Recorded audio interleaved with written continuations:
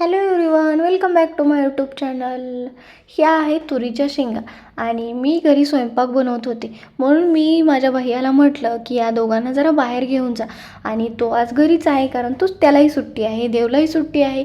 तुम्ही म्हणाल आणि आज कसली सुट्टी, तर आज आहे वोटिंग म्हणून सुट्टी आहे. आणि शेंगा ते घरी घेऊन आले, छान त्याला धुतलं आणि धुतल्यानंतर ह्या तुरीच्या शेंगा सगळ्यांनी आम्ही छान असे एन्जॉय केले. शेंगा खाऊन घेतल्या आणि मी आज बनवत होते पाटवडी रस्सा.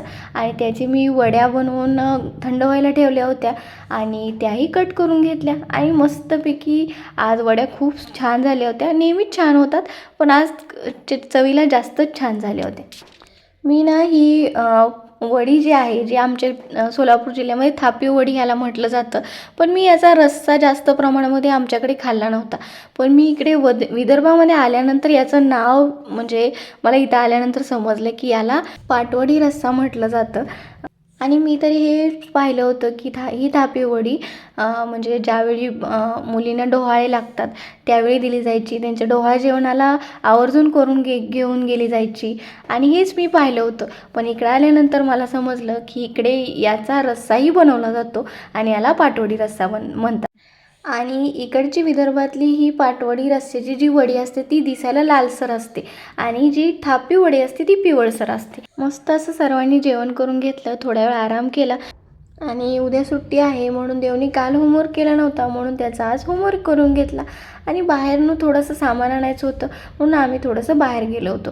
मग घरी आल्यानंतर खूप भूक नव्हती, म्हणून म्हटलं टोमॅटोचं धिरडं बनवूया. त्यासाठी मी 3 ते 4 टोमॅटो, लसूण, अद्रक आणि हिरव्या मिरच्या ह्या मिक्सरच्या भांड्यामध्ये घालून घेतल्या आणि त्याची अशी जाडसर अशी पेस्ट करून घेतली. आणि ही पेस्ट बारीक केल्यानंतर अशी काहीशी दिसते. आणि तुमच्याकडे कोथिंबीर असेल तर तुम्ही तीही घालू शकता. 1 वाटी बेसन घेतलं आणि 1 वाटी बेसनासाठी अर्धी वाटी तांदळाचं पीठ घेतलं. याच्यामध्ये तुम्ही थोडासा रवाही घालू शकता, त्यामुळे जास्त कुरकुरीत होईल, पण त्याला 15 ते 20 मिनटं रेस्ट करायला ठेवायला लागेल. आणि थोडासा ओवा घालून घेतला, थोडंसं जिरं घातलं आणि थोडंसं लाल तिखट. आणि तुम्हाला लाल तिखट घालायचं नसेल तरी तुम्ही घाला किंवा नाही घातलं तरी चालेल. आणि चवीनुसार मीठ. आणि हे सगळं मिश्रण मिक्स करून नंतर जी आपण मिक्सरवर पेस्ट केलेली आहे ती याच्यामध्ये घालून घेतली. याला तुम्ही टोमॅटोचं धिरडं म्हणू शकता किंवा टोमॅटो ऑमलेट म्हणू शकता, तुमची इच्छा.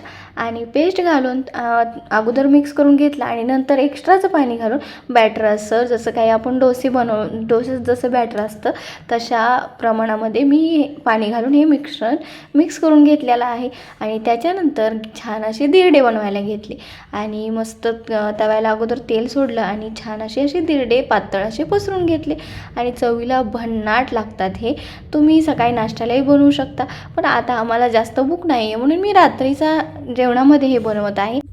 आणि मी 2 ते 3 मिनटं झाकून ठेवलं त्याला आणि नंतर झाकण काढून परत दुसऱ्या साईडनेही तेल सोडून छान असं भाजून घेतलं. बघा ना, असे पटकन निघत आहेत, तव्याला वगैरे चिटकत नाहीत.